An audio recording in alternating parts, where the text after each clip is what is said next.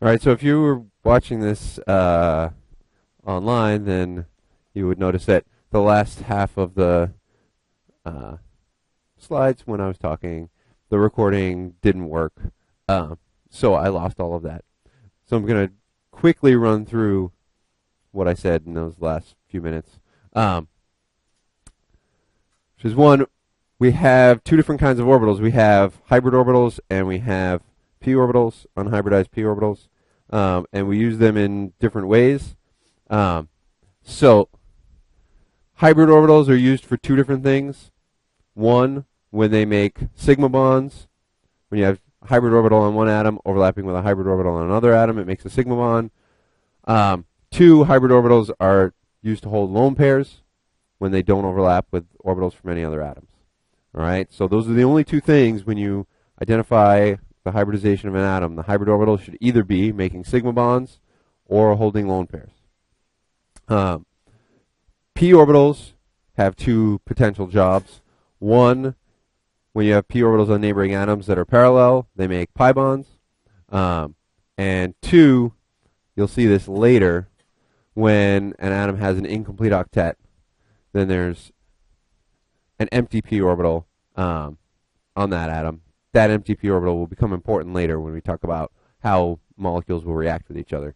But for now, you can kind of ignore that. You're not going to see examples of that yet. All right, so I wanted to do one example where we describe the bonding in a molecule. And there's not like a standard format for this. This isn't something where you have to worry, oh, am I saying this exactly the right way? But it's really about understanding what the bonding picture looks like in a molecule. We will get into more detail about the ramifications of the orbital overlap in this description when you do Module 10. But for now, I just want you to be able to look at the molecule and kind of break it down into, all right, here are the orbitals, here are how they're used. So I drew this molecule here. I drew in all the hydrogens. If you had a skeletal structure, you would have to draw in the hydrogens for yourself because you want to remember that they're there. What's the other thing that's not showing this picture that is actually present in the molecule? Lone pairs. So you're going to want to draw in your lone pairs in the molecule. So I've got 2 on oxygen, I've got 1 on nitrogen. All right.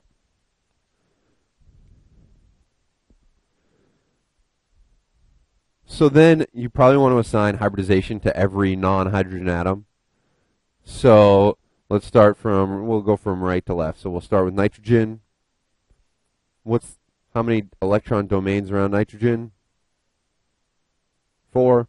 So this would be sp3 hybridized. This carbon in the middle here, 4 domains, so also sp3 hybridized.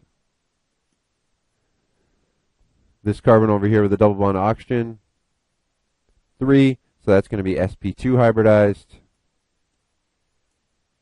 And the oxygen, also 3 domains, so that's also going to be sp2 hybridized.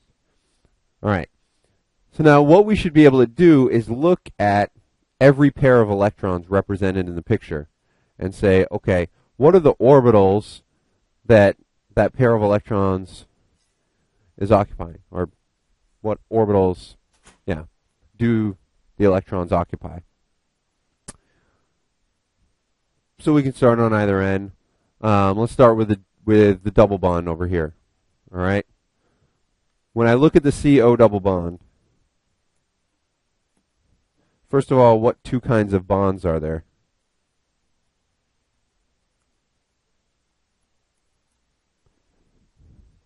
Whenever you have a double bond, what bonds are there? Libby? A sigma and a pi. All right. So we have a sigma bond. What orbitals come together to make the sigma bond? An sp2 orbital from the oxygen and an sp2 orbital from the carbon. So one way to write that might be to say, all right, comes from oxygen sp2 and carbon sp2 orbitals. So that's where the sigma bond comes from. And then what does the pi bond come from?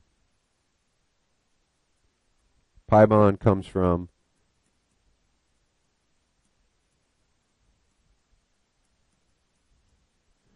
oxygen p orbital and carbon p orbital.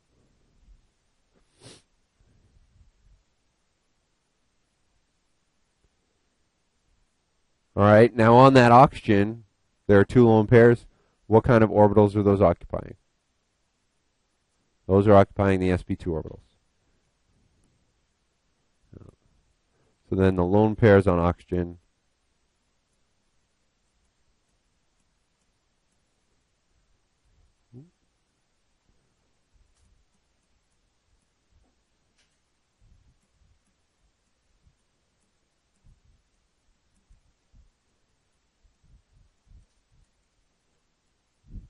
those lone pairs occupy sp2 hybrid orbitals.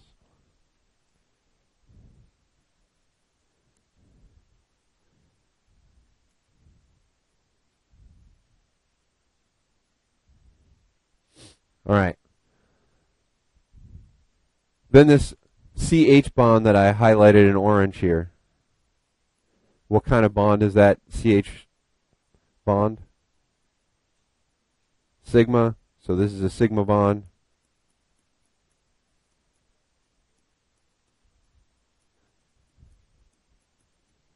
And what two orbitals come together to make that?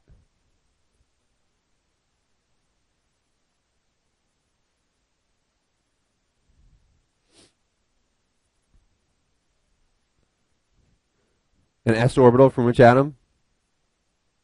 The hydrogen. With hydrogen, it only has an s orbital. So with hydrogen, the bonding is always boring. It's just one bond made from the s orbital. All right, so this comes from the hydrogen s orbital and the carbon sp2, because that carbon is sp2 hybridized. All right, notice now in our description, for the oxygen, we've described how 1, 2, 3, all three of its sp2 hybrid orbitals are used. We've described how its leftover p orbital is used to make the pi bond. For the carbon now, we've described how its p orbital is used to make the pi bond. We've described how two of its sp2 hybrid orbitals are used. What's the third sp2 hybrid orbital on this carbon atom doing?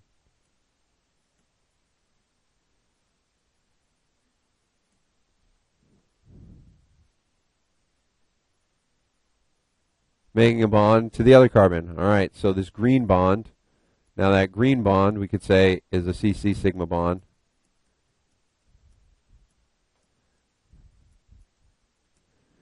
What two orbitals make it?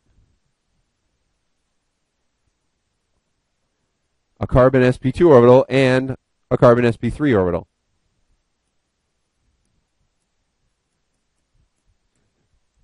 Because those two carbons have different hybridization.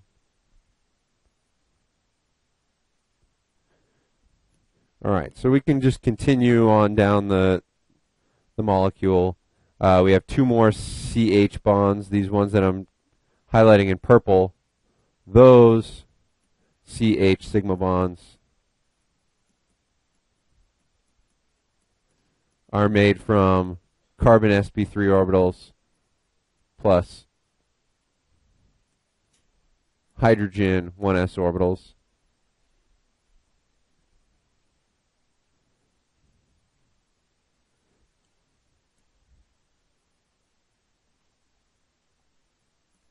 I'm running out of colors, but that's okay.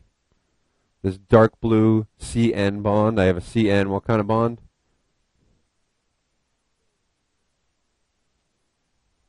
A CN sigma bond.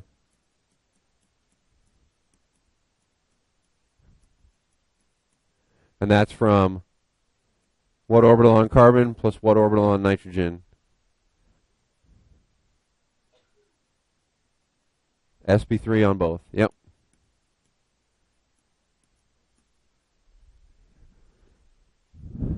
All right, we've got the lone pair on nitrogen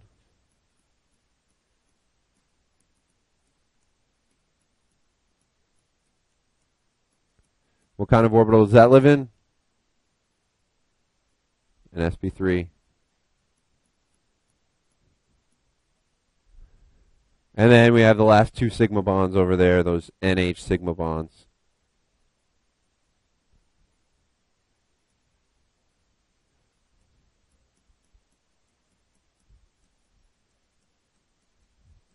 And those would be from nitrogen sp3 orbitals and hydrogen 1s orbitals.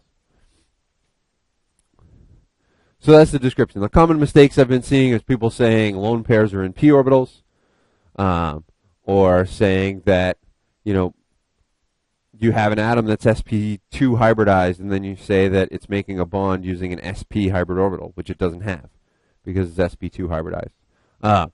So you should be able to go through and give that kind of systematic description for any molecule.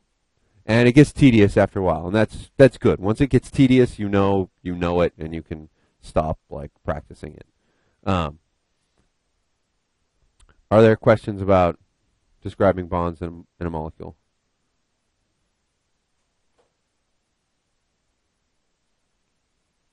All right. Beautiful.